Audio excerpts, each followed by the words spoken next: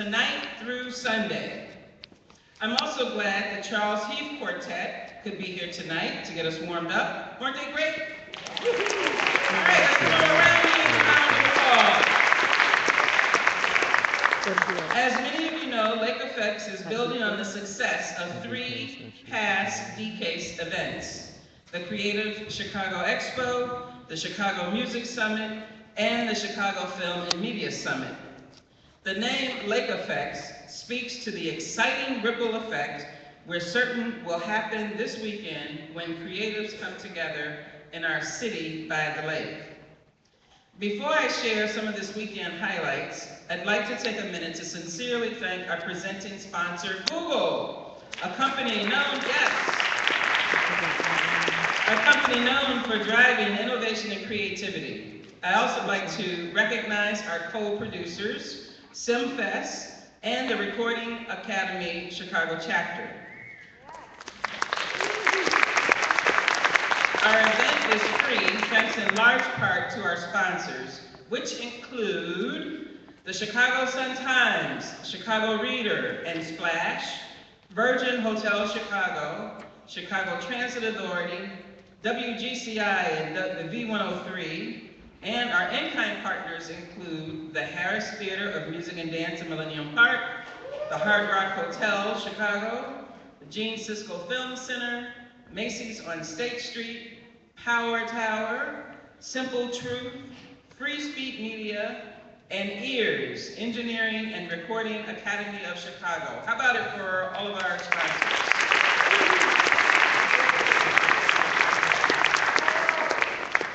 I believe we're joined tonight by Alderman Joe Moore, Chairman of the Committee on Special Events and Cultural Affairs, who's here with us tonight. So if you are, thank you, Alderman, for all of your support.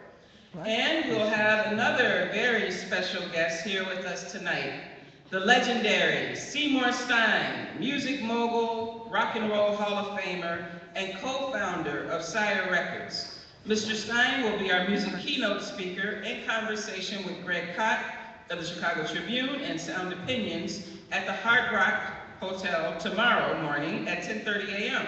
So don't party too much tonight. So thank you all for being here. Last but certainly not least, we'd like to say thanks for your participation in this exciting new event. We simply could not do this without the support of our creative community. Spread the word. So let's make some noise for our many advisors, partners, presenters, exhibitors, and vendors. We couldn't do this without you.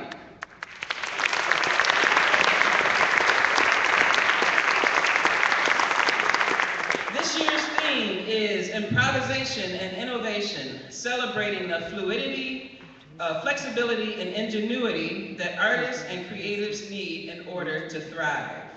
Tonight through Sunday, we'll be offering more than 100 professional development panels and workshops organized within 6 tracks at 6 locations around the loop, exploring hot topics and trends in the arts, culinary, fashion, film, and music industries. Throughout Friday and Saturday, the Lake Effects Expo at the Chicago Cultural Center will connect creatives to resources and information in a trade show format, with more than 100 exhibitors such as Americans for the Arts, Catch a Fire, Indiegogo, and Inventables. And on Sunday, the Lake Effects Marketplace by Doe's Market will be at the Chicago Cultural Center and will showcase 60 local artisans. Great opportunity to get your Mother's Day gifts.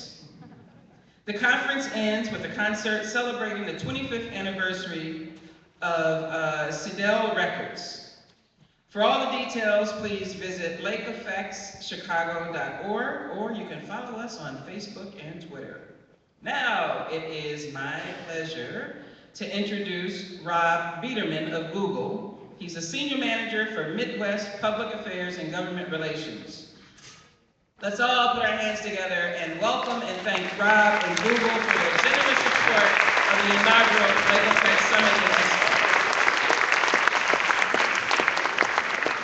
Good evening, everyone. Google is excited to partner with Mayor Emanuel and the City of Chicago to empower Chicago creators and inspire innovation in creative industries. Technology plays an essential role for artists today, launching thousands of careers and helping to reach huge audiences. And as the company that owns YouTube, where a search for cat videos will result in over 7 million results, it may actually seem like we have a lot to answer for when it comes to culture. But I do think we can all agree that the internet has revolutionized the distribution and the access to arts and culture. For example, today, entertainers can emerge from outside the established ranks of the entertainment industry. Variety magazine recently reported that the 5 most influential people among Americans aged 13 to 18 are not from movies, not from TV, but are all from YouTube. So at Google, our commitment is to creating products and experiences that help make this impact a positive one for the creators behind the artworks, behind the videos, behind the music, and the games that make up our culture. And also a positive experience for an audience of billions already accessing the internet and billions more that will soon follow. So Google is proud to provide the open platforms where Chicago's culture can thrive. Thanks, and thanks again for joining us tonight.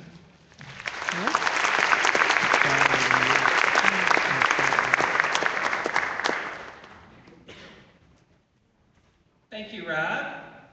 Immediately following tonight's program, we'd like to invite all of you to a free networking reception here at the Harris Theater presented by Splash, another one of our generous sponsors.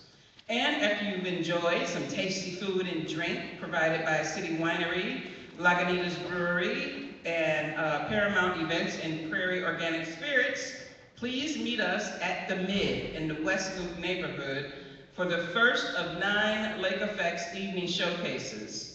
Lake Effects extends into the neighborhoods through Sunday with music and film evening showcases produced by SimFest and the Recording Academy Chicago chapter.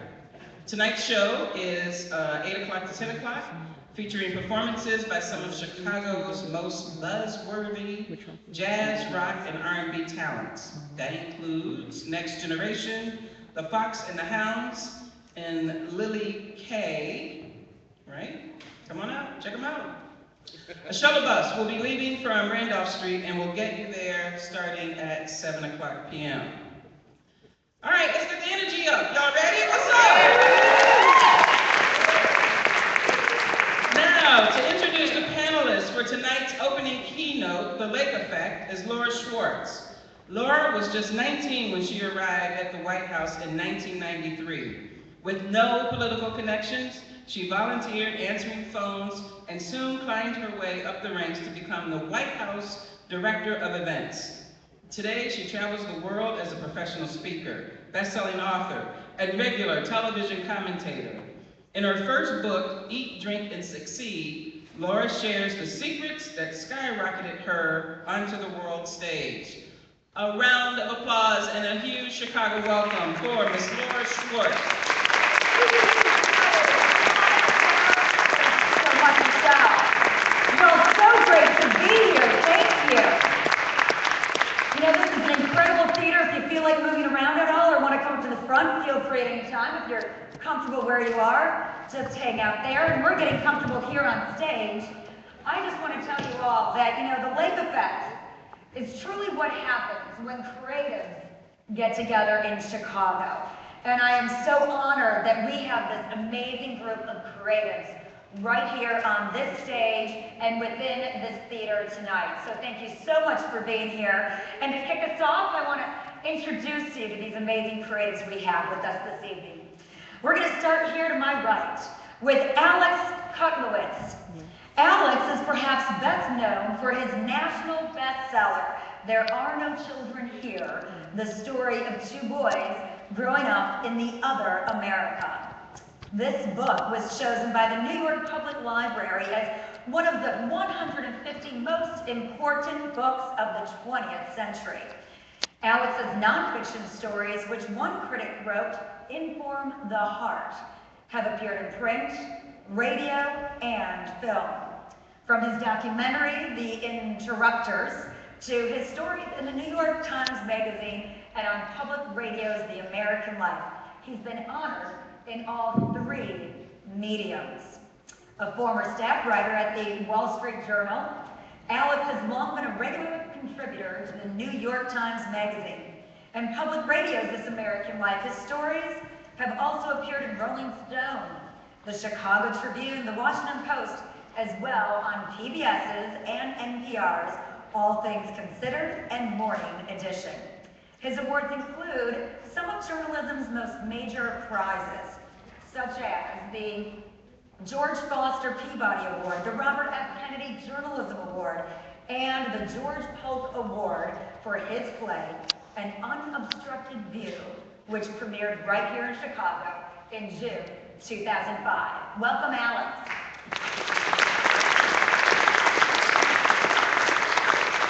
Next up, we've got Tanya Sriracha. Tanya was born in Los Mochis, Sinaloa, Mexico. She is a Chicago playwright who currently writes for television's HBO's Looking Girls, and it was just announced yesterday, and we are thrilled to tell you from the stage that she will be joining the writer's room on the upcoming season of ABC's hit series, How to Get Away with Murder.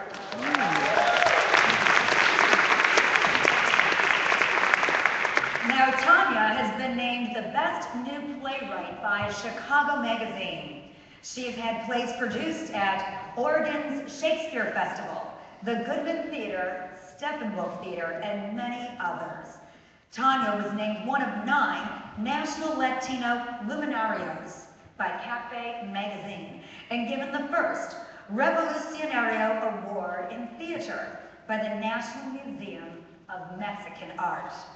She just sold a play to HBO and has commissions with the Goodman Theater, Steppenwolf, and many others.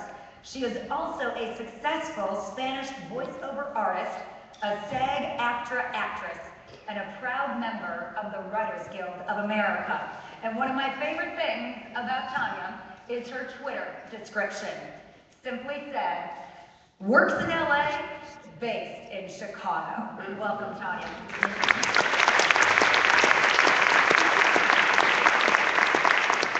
And we've got Max Temkin, a designer from Chicago whose clients include Barack Obama, Common Cause, the EFF, and DonorsChoose.org.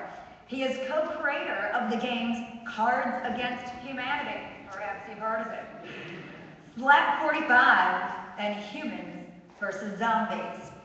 What I really love about Cards Against Humanity is, as it's described on Max's website, it's a party game for horrible people. Unlike most of the party games you've played before, Cards Against Humanity is as despicable and awkward as you and your friends. Well, Max, we are thrilled to be among your friends this evening. Thank you very much, Max.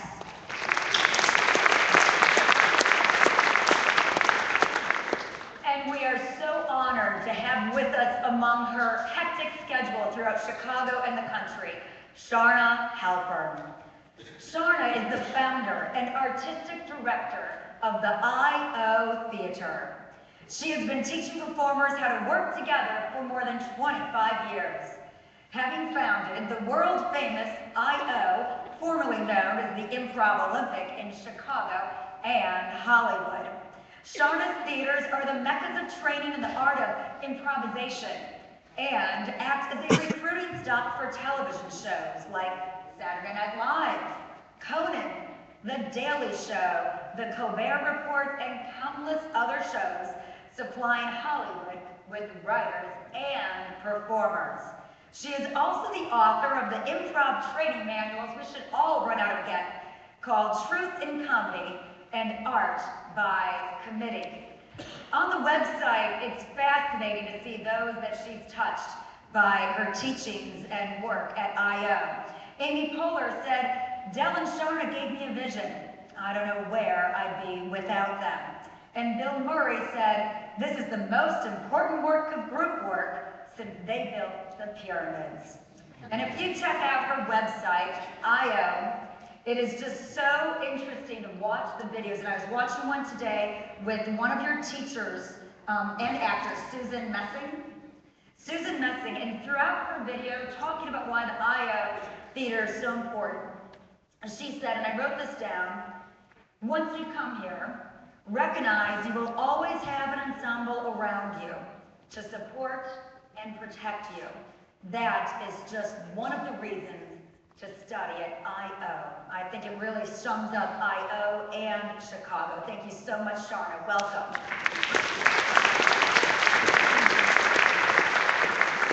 And rounding us out is Hebrew Brantley. Hebrew breaks down the walls of cultural boundaries through his art. Inspired by his 1980s Chicago upbringing, Hebrew's work touches on tough subjects, telling his stories through youthful characters and their great adventures. While spray paint is often at the forefront of his mixed media illustrations, Hebrew also utilizes a plethora of mediums from oil, acrylic, and watercolor to non-traditional mediums like coffee and tea. A keen observer in life, Hebrew calls upon his characters to help create different narratives throughout life. Hebrew's recent focus is to share moments of reality from his life and the life of his peers, mixed with fantastical fiction, to create a fragmented environment of make-believe. Hebrew's pieces invoke the quintessential combination of nostalgia and inspiration in those who are able to experience his works. Please welcome Hebrew.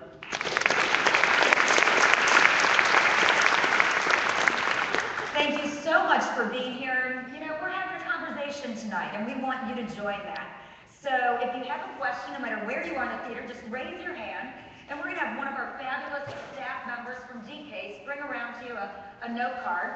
Write down your question, anything you want to ask. I think this is the panel that'll answer it for you. They'll bring it up to me, and we'll interject those throughout the conversation. So start thinking of some questions you might have to ask yourselves. Something that kept us off and just talking about Hebrew, and of course the great art and the lake effect of Chicago. Hebrew just had a phenomenal, I'm going to call it exhibit, that opened up on the Green Line station at McCormick Place Conference Center, right, Hebrew? What an incredible work. You talk about the walls of the south side of Chicago inspiring you. So how did you take your inspiration from the city and incorporate it into this great unveiling last month? For this particular project, it's in Motors Row, which is a very historical district in Chicago. So what I wanted to do was, as in everything I do, interject myself, that whether that's my characters or a bit of my personality or feelings for the day into the project. So to give a nod to that sense of history in that area, but then sort of update it, and make it a bit more youthful, a bit more energetic, and a bit more approachable. So just using, again, my characters in certain scenarios that were maybe, common for that time period, but also for this time period as well.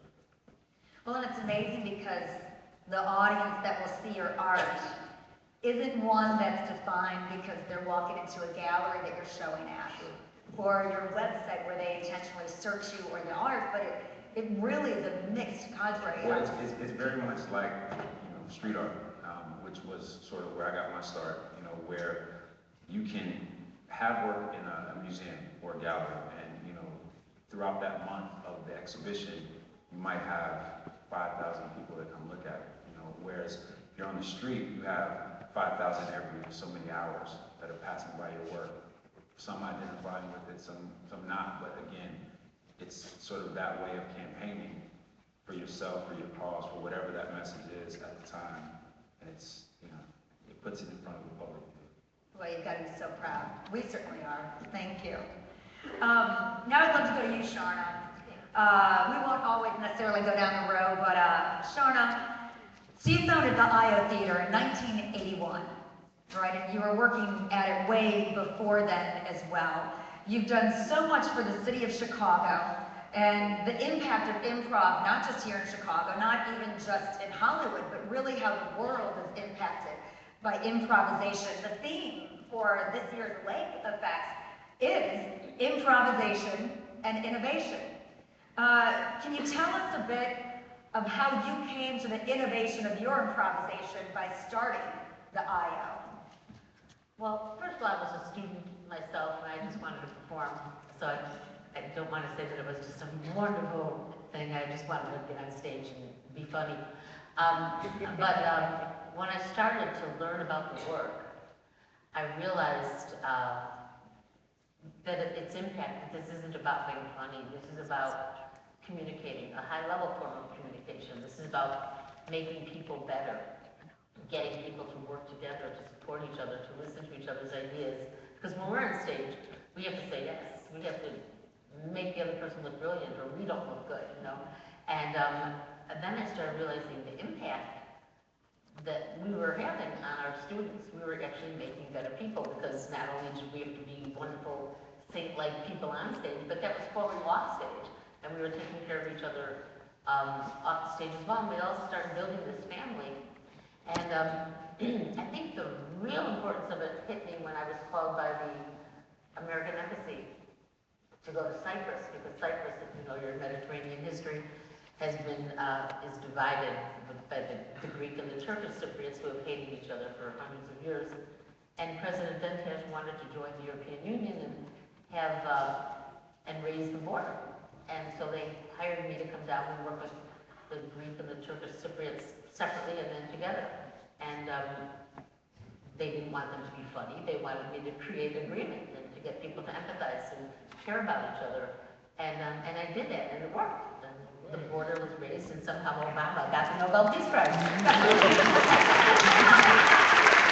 So that's when I realized that we're really doing something that should be taught in Chicago schools. I think if we had started this a long time ago, programs, there wouldn't be gangs. I think there'd be a lot less problems if everyone had to learn to improvise, because you just fall in love with each other. You just depend on each other. You take care of each other, and it's just a wonderful, wonderful thing. There's a lot of trust, a trust factor in creative arts, isn't there? Yes, absolutely. You have to trust and be trustworthy, you know. And sometimes it's the hardest part is trusting other people, you know, as well as being trustworthy. So, but that's what it is all about. It's about I have your back. That's the first thing that we say to each other before we get on stage. I have your back. I have your back. And we do. We just, no matter what happens, you take it and you make it work. And that's where the humor comes in, by the way. Because it's just funny when you're taking something that might have been an inane idea, just because I couldn't think of something, and someone says, yes, we will do that. We will jump off the roof and we won't die. You know, we will fly, and of course the rest of them fly us, you know. So no matter what happens, you can't make a mistake. And it's just a very freeing experience when you realize that I can't screw up. No matter what I do, it's going to be brilliant. You know, you talk about that great impact that improvisation and the IO has on the students and creating this amazing family atmosphere, the impact that improvisation can have on countries and warring populations. Now, what about the impact that Chicago has played within the IO? What kind of lake effect? I think that, you know, in LA, it's very hard to get audiences. They only come if there's a big name. But in Chicago, the audiences support us. So it's a place, it's like someone said earlier, it's a place to bake. It's a place to say good. I use the same phrase. It really must be true.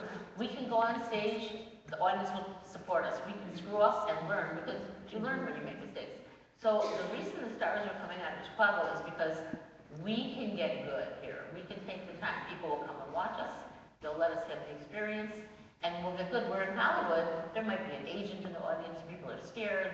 They're not working as hard. We're here. We'll take the time. We will take a few years to learn how to improvise to get good, and then start doing other things. So I think that's Chicago audiences really have made a difference. That's wonderful to hear. I would think from the artist's perspective, from the entrepreneur's perspective as well. Max, turning a bit towards entrepreneurial perspectives, you know, Cards Against Humanity and Humans versus Zombies of which we know that, you do more work beyond that, which we'll talk about in a bit. But what I think is really interesting about both of those games is that they're both free to play and made under the Creative Commons license. So with that in mind, has Chicago and the lake effect sort of helped guide you in your business plan and distribution and thoughts behind making it available? Yeah, I think it's kind of silly that I'm getting the first business question, because we probably have the worst business in the city of Chicago. I think the Sun-Times said that our business has the sophistication of a lemonade stand, so. Well, I like lemonade. Yeah, but yeah, I mean, almost all of the work I've made has been posted available for free online, and I think that speaks to thinking about what Hebrew and China were talking about. It speaks to where we came from and where I came from in Chicago and what my big influences were. So Humans vs. Zombies is this big performative game, so it's this big game of tag. It's commonly played on college campuses, but also, oh really? Yeah, sure. I know it's played on like summer camps, theater spaces, military bases, like anywhere you have a public group of people, and it's this crazy game of tag that goes for a week, and it's like there's the human team and the zombie team, and they try and get each other. And that game was pretty directly inspired by street art, and that was something that we were a fan of, and we liked that there was this, in a lot of street art, there's this like appropriation of advertising, and there's this way that you can go through a city as a street artist, and you're not seeing it as the city, you're seeing it as the canvas, and it's like this completely other way of looking at the city, and it just comes alive before you. And we wanted to give that experience to other people, and when you play Humans, when you're running, we had this dream of seeing like one kid being chased across the school by 50 kids, and we thought that would be really funny. And when you're that kid and you're running for your life and people are chasing you, you don't see your college campus as like the campus and series of buildings, you see it as like, where can I hide, where can I take cover? It's this whole upside down way of looking at the world, and we thought that was really fun. And Cards Against Humanity came out of that we grew up in Chicago, and we went to I.O. and we would sneak in, we'd sneak in before we went to. But yeah, I mean, that was a huge influence on us, and we just worshipped. I mean, we would see like TJ and Dave or Baby Wants Candy, these legendary like improv performers, and we would just worship them. We were like, that is magic. Like, how is that happening every single time we come? And there was this idea that we learned in improvisation. It's the idea of giving your partner a gift in the scene. And Cards Against Humanity, which is this sort of comedy party game that I work on. It's sort of an exploration of that idea. So giving someone, do you want to say what giving someone a gift in a scene is? I feel like I should explain Basically, our that. job is to tell someone a piece of information. So if I said, nice of you to come home after 10 years, Dad, he's like, oh, okay, great. I've abandoned my child, I would go on. And then he may say something to me like, well, since you murdered Mom, I thought you needed some help. So just by giving a gift, a little line at a time, you figure out what's going on. Yeah, and Cards just came out of we did improv together, and we started thinking about that idea, and we started thinking about a way to give that experience to other people, and Cards is just the most stripped down version of that, of, you're giving someone a prompt, and that's the black card, and that's usually like an absurd situation, or an advertising slogan, or just these really ridiculous things that are sort of, these everyday life situations, but exaggerated. And then everyone has these answers in their hand, these sort of jokes, and then everyone gets to fill in the blank. And you create the reality of the situation as you play the game to each other. And that just came out of that improvisational spirit. Well, that and the great innovation. I love the website for Humans vs. Zombies. Because what you were saying about creating a community and the art, when you look at this, you see a community and how Humans vs. Zombies gets yourselves immersed in looking at things in another direction. So I love the creativity and the innovation and the balance of really learning about yourself, maybe where you can really stretch your boundaries. Yeah, there's an idea that comes from theater that game designers talk about called the magic circle. And the idea is theater is this safe space where the performers and the audience come together and they agree to suspend the reality of everyday life and accept the reality that's happening on the stage. And because of that, theater and art and games can get away with things that would be completely inappropriate or politically incorrect or too true or too shocking or too weird to say in real life. And Cards Against Humanity is like we have all kinds of humor in the game, but you know, we knew that the spectacle of it was like all this sort of inappropriate, like shocking humor, and we get away with that, and we let people open up to each other with that idea of the magic circle of like, we're going to accept the rules of the game, and we're going to let them be more important than the normal social rules in our life for the time that we're playing, and suddenly we can say these things that we would never say to each other in real life. And people have all kinds of reactions to that, but for some people it can be really funny, really liberating, really honest. Thank you so much, Matt. I encourage you all to see every piece of work by everybody up on this stage. I was quite fascinated. Now, Tanya. Tanya, again, back to your Twitter feed about, you know, live in LA but based in Chicago. I know that you've got an apartment here that's probably mostly empty, so we won't give out the address. But what is it that you take with you, whether in Los Angeles or Scotland or New York City, from Chicago, sort of that Chicago piece that maybe guides you in some way or comes up at different times? I live homesick for Chicago. It's been a problem. I left like 3 years ago to start writing for television, and like I would not give up my apartment. It makes no sense. I've been in my apartment a total of like 7 to 10 days this year, but I won't give it up because 606 for life, you know. I can say I'm gonna be a 606 for life, but because of the gig that I got yesterday, the How to Get Away with Murder thing, I think I have to let go of that apartment. And that apartment I got 17 or 18 years ago, the weekend I came. I got that apartment, and unlike a lot of Chicago people who move every year, I've never let it go. Cause like Roscoe Village has like gotten awesome around me, you know. Before it was like not the cutest area, but now it's like a dog park. It's amazing. So now we know why Roscoe Village has succeeded the way it has with Tanya's apartment. The brunch, come to Roscoe. but I can't, like, I'm so lame to have my friends here. I grew up in the storefront theater. I love the connectivity that we have with street art and improv, and I feel like I'm going down the line and it's like we're just building on the connectivity of like our artistry. But yeah, so I grew up here in the storefront theater movement. You know, I have my own theater company, Teatro Luna, as many theater makers do it, and you learn how to, you know, write your own things, you know, do the box office, wash the toilets, write the show, be in it, you know, which is how it started, direct it. I mean, that's like how we do storefront, you know? And it's kind of like I kind of scooped those skills up and tried to do something for them on TV. It's different because it's like there's a hierarchy and stuff. But yeah, Chicago's always with me, and Well, you were saying to me, okay, so Tanya had this awesome appearance on HBO's Look At this last season, and you played a very straight talker. And what was it very Chicago about that? Well, it was the thing. I think it was the most Chicago thing I've done in TV because I wrote the episode, so I gave myself all the good lines. You know?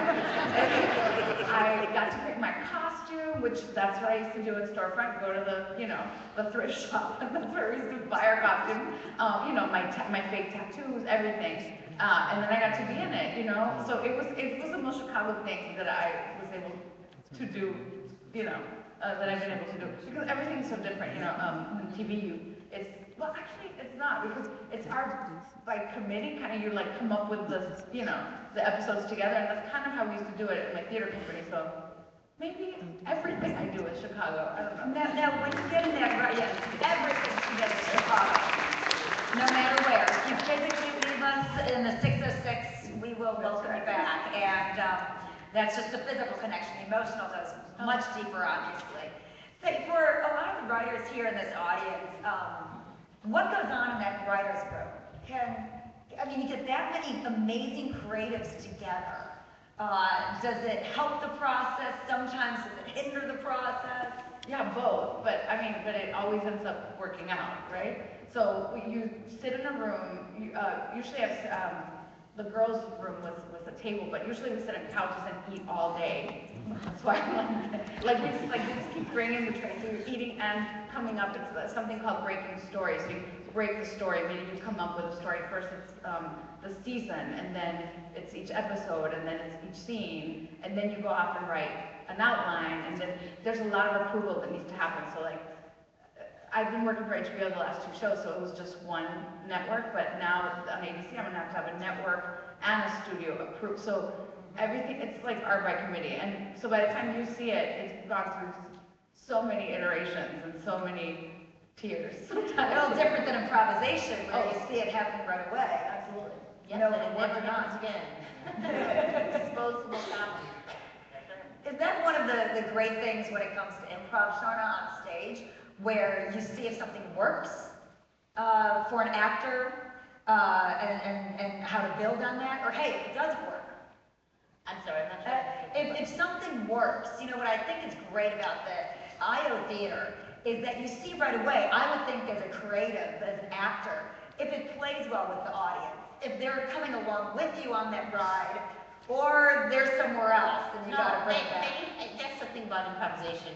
It draws them in right away. They're always with you, because like when you're watching a sketch show, they kind of sit there and go, okay, I know you wrote this a few months ago, let's see if you can make me that. But when something's happening right on the spot, they're seeing it be built, they're in on the joke, they see the mistake happen, they see the mistake get woven into the piece and become the most important piece of the thing, and it's kind of like watching a sporting event. You're like, yeah, oh yeah, look how they remembered that, look how they brought that back, look how she took that idea and brought it back 10 minutes later, and you know, everyone connected, and they're cheering and screaming. So it's a different relationship with the audience when you're doing improvisation. They're right there, they want it to be exciting, and they want you to succeed. It's so, and I think that's a part of the lake effect in Chicago, is that Chicago wants you to succeed. Chicago wants you to succeed. And I think that can never be underestimated or understated. And you talk about bringing that audience in. Now, Alex, your audience, the reader, in the case of your bestsellers, and great and very justified, very worthy acclaim you've gotten. When you started writing for the reader, not even thinking about whether or not it would be developed into a documentary or a film or on radio, but just the written word, were there certain stories in Chicago or experiences that you had here in the city that inspired you? Well, it's a great story. I mean, the one thing I think everybody here has in common is a great city for storytellers. It's just a really messy, mixed up place in many ways. And I remember I first moved here in late 1983, right after Howard Washington had been elected. Talk about a messy time. I mean, there was this moment when the city was just celebrating its election of the first African-American mayor, and yet on the other hand, there were these city council members who couldn't stand the idea of a black man running their city and did everything they could to make his life miserable. And that for me was, I mean, I just walked right into that, and I just thought, man, what a messy, vital place this is. And so for me, it's been a great place as a storyteller, as a nonfiction storyteller. I also feel like if you were to come to one place to understand America, I mean, this is it. I mean, you get all the fissures in the landscape or in the confines of the city, whether it's over race or class or gender or intersection of politics and religion, you name it. And so for me, it's just been this, in some ways, this kind of wonderful vessel to be aboard. It's been, I think, a great portal into the soul of this country. Well, where do you find, your inspiration among Chicago? Honing it right in, where do you find is your best place to write? Is it, I'm sure, a lot of everybody here in this room, whether it's our dorm room, our home office, our local coffee shop, where is the most inspiring place for you to write your work? I don't know that there's any place for me that's inspiring to write. The writing is really, really tough, but I mean, it's at my home. I just kind of disappear. And it's what I love about my work is, on the one hand, I'm kind of, pushed out into the world and spend time in places that I otherwise would never visit. And yet, on the other hand, I have all this time to myself to craft these stories. And so I love this kind of dichotomy that I have.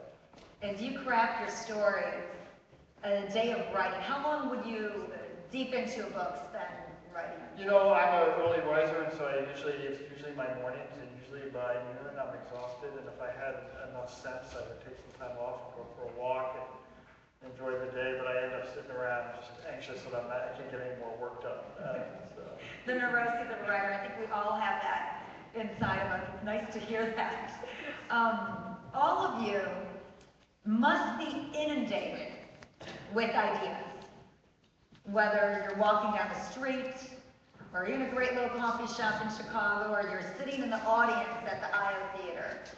What do you do as these ideas flood to you? How do you maintain focus? Because Hebrew, for the art, you talk about taking things out of real life and these great moments.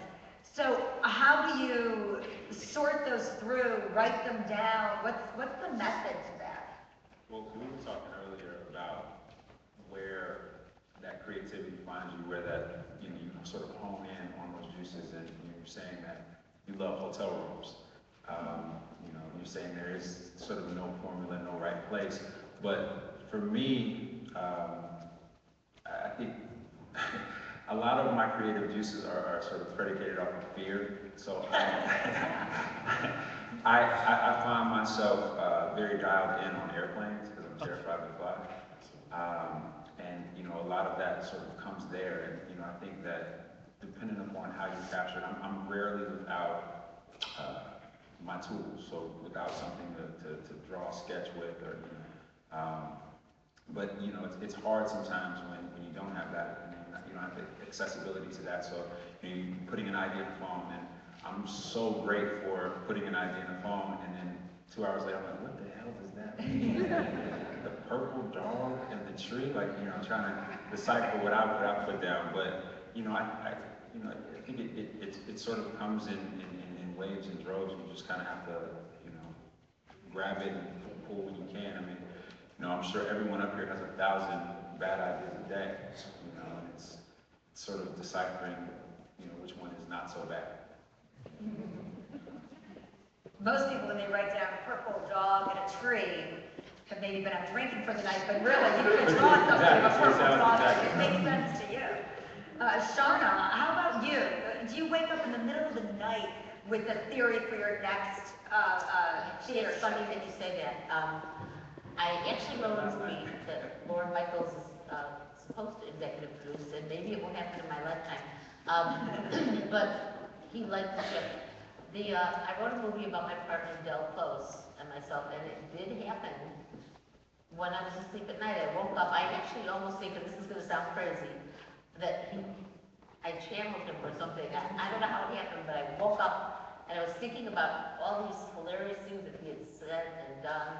I couldn't fall back asleep. It just kept replaying in my mind. I thought, I want to sleep, so I'm just going to go write it down and write down these ideas. And then I go back to bed, and then more scenes would come into my head. And just within a matter of days, and I never wrote a movie before, so I didn't know how to do it. So I was kind of like cutting and pasting, get a building board, And that one just came to me, and it was amazing because a lot of people like it. And I was like, really? I wrote a movie that I know nothing about writing a movie. But I thought it was true when I get a story to tell. And Del is so crazy, it's not hard to write a funny, crazy movie. Most of my ideas come from something that I'm angry about. I read something in the paper, or I see something on stage, and I'll get together some people who maybe perform something and say, that might be a really fun idea to build a show on, or theme, and this is important. We have to deal with this. Because being on stage, you have a chance to say something, so if you don't have something to say, you shouldn't be on stage.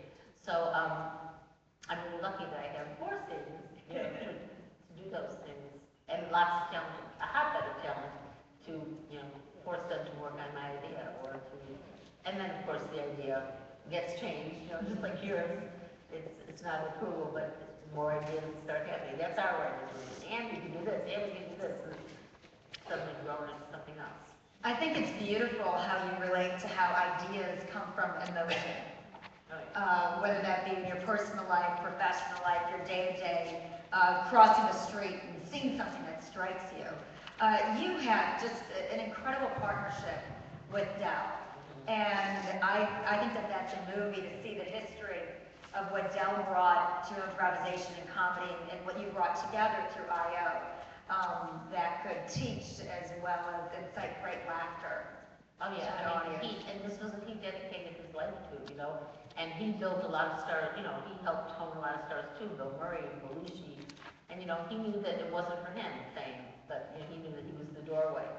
And, you know, and it sometimes it's very sad for him because then he couldn't reach some of these people after they became big stars. And I have that too, I can still get in touch with Amy, but I can't reach Tina anymore. You know, these were very close friends. So it's a hard, emotional thing. You know, you spend years and years with these people, and it's like, wait, I have to talk to 15 assistants to try to. It's like, don't you know who I am? Yeah, if I could even get them. So, funny enough, I can call Mike Myers within 10 minutes. I don't know why. I can always get him, but other people, it's impossible. But so yeah, Del was a genius, a guru. He was a mad scientist, and every day was an adventure with him, man. It was 19 years of fun and craziness. It sounds like he was a great mentor to you. Do you think mentorship within the arts is a lake effect of Chicago? Do you think mentorship is very thorough throughout the city? Have you seen it in other areas? I think it's something that has to grow even more and more. I think it's a very important. Yeah, I think when you look at that, it makes a difference.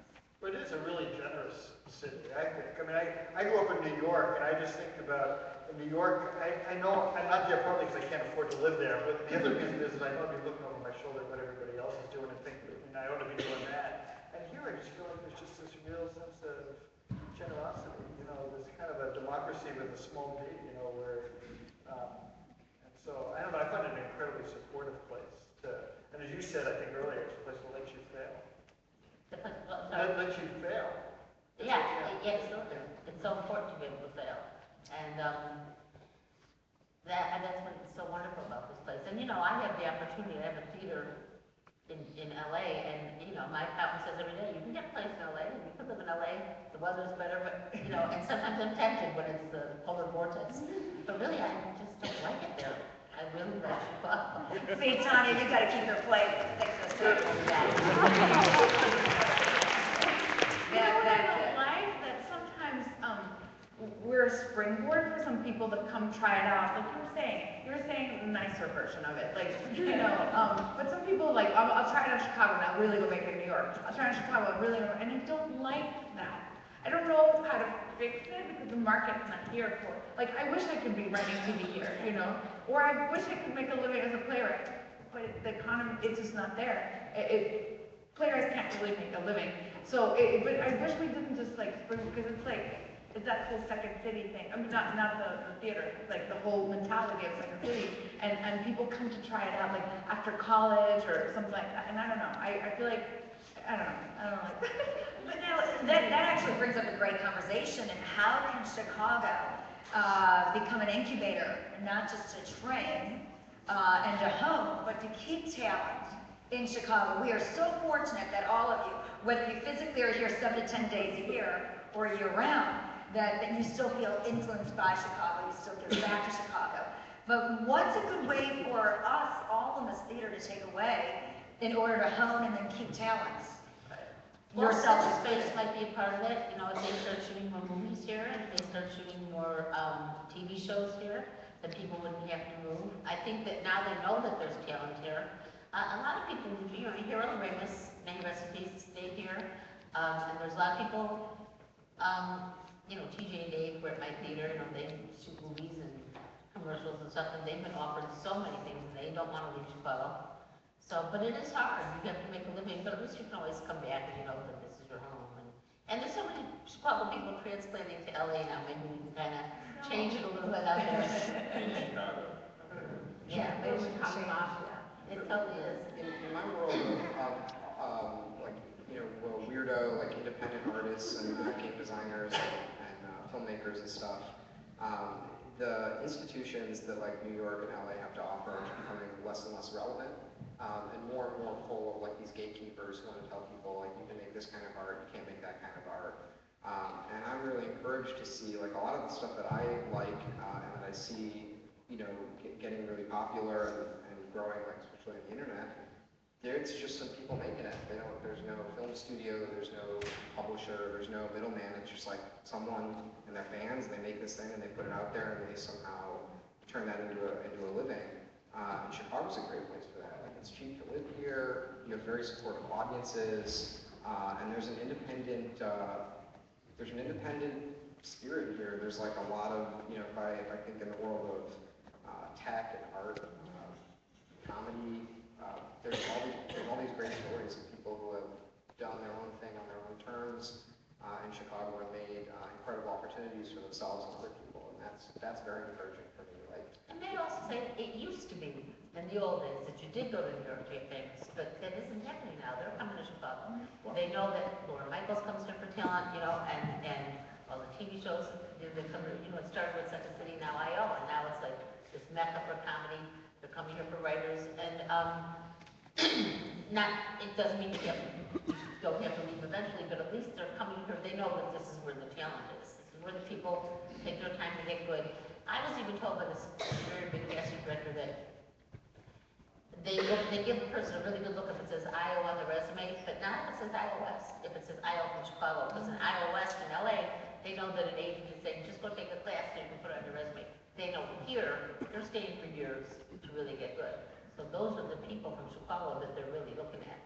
Wow, that says a lot, Charmin, from that perspective, especially when those are people on both coasts that are well aware of the great work that They come here from New York, from LA.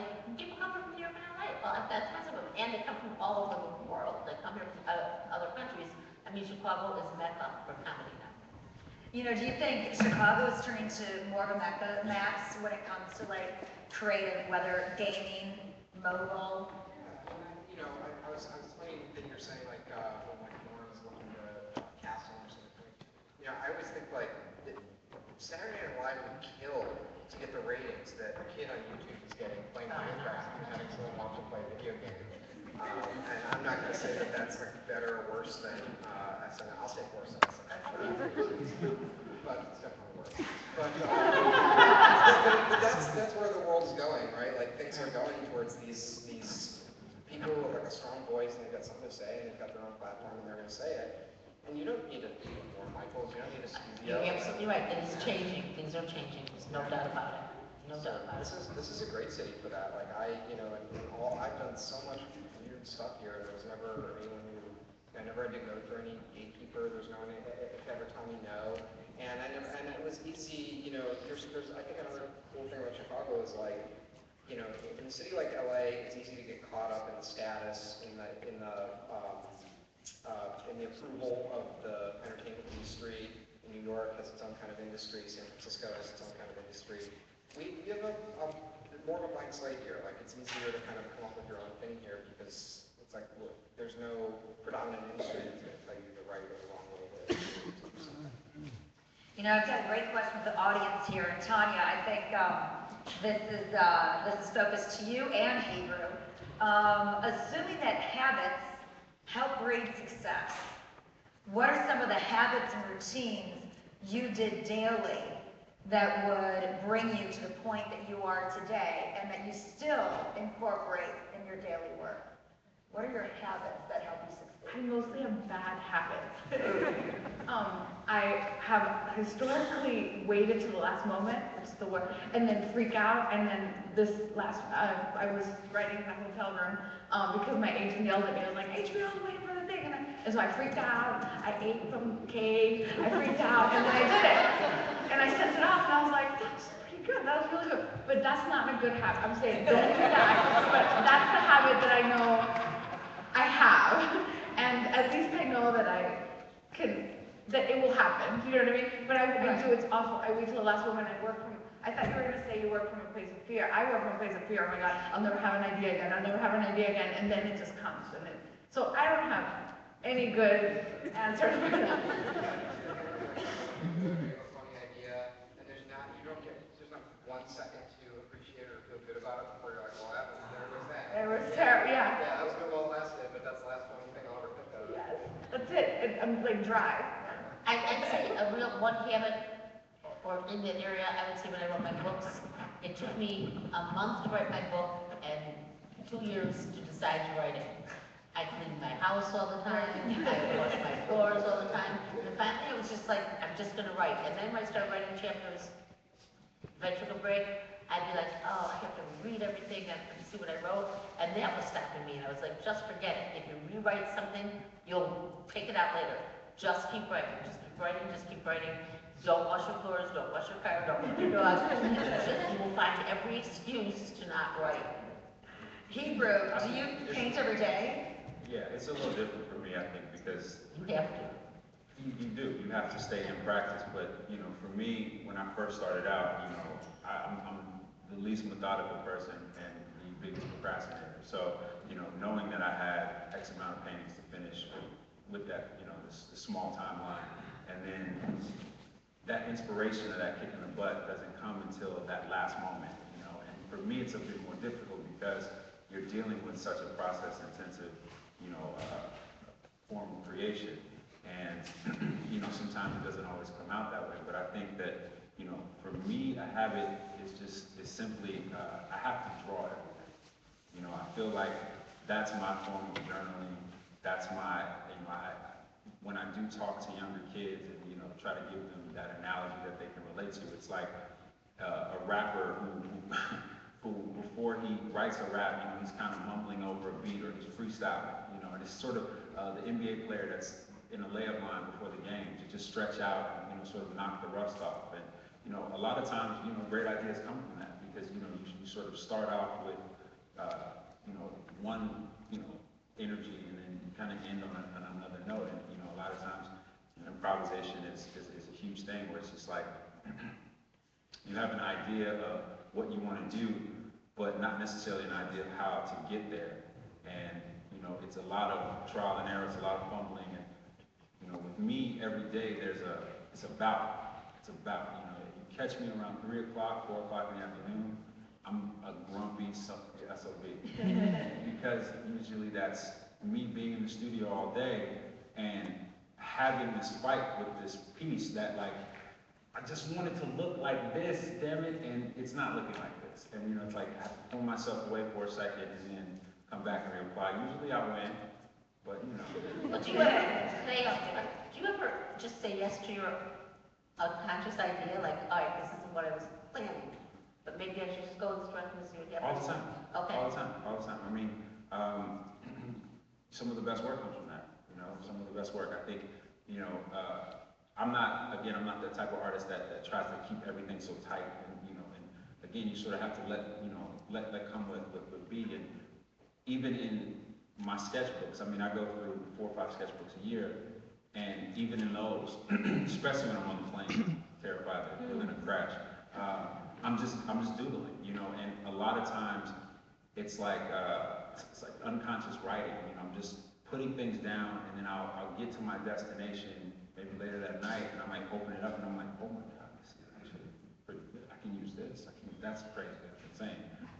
Definitely the other way, but you know, there's things that work, you know, and it comes from those sort of moments. I love playwriting is my favorite. TV, you can't do it. You have to do what we put on the board, and that's what you have to do. But like, I love writing, and then, you know, all of a sudden you get surprised by a character. Oh my gosh, she's a lesbian. I didn't even know. What was that? Like, it just comes at you, and you're like so excited that you're surprised by the people you created. You know, like, what? They're talking back at me in this weird way, you know, and that's exciting. And TV, that doesn't happen so much because everything's dictated, you know, but yeah, it's just like that. Like, you get surprised and that you go with it. And then you're like, but it was always supposed to be that thing, but it was so, you know, you're just digging at it, but it was always supposed to be that. Well, and there's so much multitasking conceived with every art representative up here. And Alex, somebody wants to know, how do you stay focused? How many articles or books are you working on at any one given time? Is it just one or multiple? You know, I can only work on one at a time. I mean, I think probably like everybody else here, I'm just flooded with ideas, and I'm always thinking about what I might do next or what I'd rather be doing than what I'm doing now. But I can only work at one at a time. I mean, for me, it just requires a focus. And, you know, you talk about habit, and I feel like for me, I'm in the midst of writing another book now, and I'm writing every day, but I don't know if it's so much habit, it's because I feel like I have to. You know, you feel just internally that this is what you need to do to get it done, to get where you need to go. But I can only work on one thing at a time. I wish I was able to do more than that. Well, I tell you, with the success of your books, we all know that that's working for you. And I think we'll put it to work for ourselves. So to close out the panel, I sort of want to do a bit of a lightning round breakdown, starting with Alex. So, looking ahead to the closing day of the summit on Sunday, we will be talking with another panel of innovators about the question of legacy. And I'd love to hear just briefly from each of you about that idea of leaving something behind. And whether or not that's something you think about, but leaving something behind for that leg effect of Chicago in your craft. I guess for me, I think about two things. I think one, I hope that my stories have a life to them, that they're not of the moment, that they're stories that 10, 15, 20, 30 years from now feel just as soulful and as relevant then as they do now. And I guess the other legacy of my kids, I feel like that's really sort of where, you're kind of, where you see yourself, and that's really what I really want to leave behind. John, how about you? I used to have a theater company that I founded, Teatro Luna, made up of Latina women, and then I've written 7 or 8 plays with all Latina casts. So, and then I meet young Latina writers or young Latina artists that have been affected by that in a way that I wasn't affected by a Latina writer before me, and I didn't get mentorship, so I try to mentor as much as I can. You can really only truly mentor 1 or 2 people at a time, but and I pick my people now, but I feel like that just putting brown bodies on stage, that has been, in Chicago and hopefully in the rest of the country. I feel like that's a wonderful legacy stuff. How about you, Max? Well, me and all of the other co-creators of Cards Against Humanity we were very, very lucky growing up. We were very privileged in many ways, and we think about that a lot, and we think about how that contributed to the amazing education we got and the opportunities we had that led to the game and led to our success with it. So we think a lot about how to give that opportunity to other people, and we feel like we had this amazing open door where we were able to sort of make our own market, and we started on Kickstarter, and we built this thing up ourselves, and we want to make sure we leave that door open for other people. So we've tried to be, as best we know how, we've tried to be very good stewards of like the indie game scene and the indie art scene here in Chicago. We have a free co-working space where we have interns and mentors come in and make art and hang out with us. We have free public resources that we share with people in the studio and in the office. And we've been big. We've been very politically active with cards. So we've had these great nonprofit partnerships and these great sort of political programs we've done. So we've supported public school classrooms through Donors Choose, and we've done some open government stuff. So that's all. I mean, I don't know. I have mixed feelings about the legacy of the game because it's incredibly stupid. But I hope it's an opportunity for us to do some actual good things. So I hope we're taking advantage of that as much as we can. Well, it's nice to see you with that in mind now as you're doing it, bringing other people into the process. Sharna, that's something you seem to live by. Yeah, I was going to say that, in the 50s, improvisation was games like you see on Whose Line Is It Anyway? Then Dell and I came along and we created long form improvisation where large groups were on stage creating incredible pieces of brilliance. If I can say so myself. And I've seen to it that my theaters will keep going long after I'm here. And hopefully improvisation will keep changing and evolving, and we'll be able to reach our tentacles out and affect movies and TV even more, which we're already starting to do. Curb Your Enthusiasm and all these movies are improvised now. And before, agents wouldn't give us the time of day if we weren't actors, we were just improvisers. So I think it will ever evolve, and we'll always be giving actors a place to come and be inspired to create. That's beautiful. I love it. Speaking of actors and artists, Hebrew, your legacy, what you want to give back to this amazing Lake Effects community? I think for me, it's loaded because for me, I've grown up heavily immersed, excuse me, in pop culture in, television and film, and, those conversations of just nerding out about superheroes, about this character on this and this, and growing up idolizing guys like George Lucas, Jim Henson, these guys that took sort of alternative routes, sort of traditional methods. And for me, I wasn't put in a place where, I could command a production for X amount, millions of dollars, and, just pull my vision out. So for me, it's always been, and I've looked at it from a place of, I was given a God-given talent. I'm a decent storyteller, and, I create a world and a scape that people relate to, just in the form of high art, whether that's on the street, in a museum, in the galleries. So using that as sort of a conduit to grow that, in the way that a Disney did, with, my character, Flyboy, being, sort of my staple, my Mickey Mouse, and growing it to the point where, if it's not Disney or, things like that, at least it becomes part of the iconography in that landscape, where when I'm gone, there might be another iteration of this character that I started, or, years ago, and my son might be doing that, production or whatever the case might be. I mean, to me, that's legacy. That's having something and creating something that sustains throughout generations and generations. And, the paintings are good too, like for those to sort of be, passed down and, again, end up in museums and wonderful collections that are established and, again, places where they'll be revered the way that I would like for them to be. And, just, I guess, in all of that, just be considered a master of my craft. Well, I have to say to be on the stage with such masters of all of your crafts, and as you just said, giving creativity a conduit to grow. And I believe that is what the Lake Effects is. Chicago giving the entire creative community a great conduit to grow.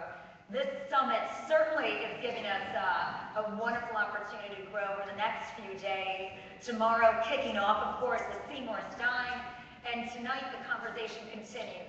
The Chicago Sun-Times Splash has a fabulous reception for us all.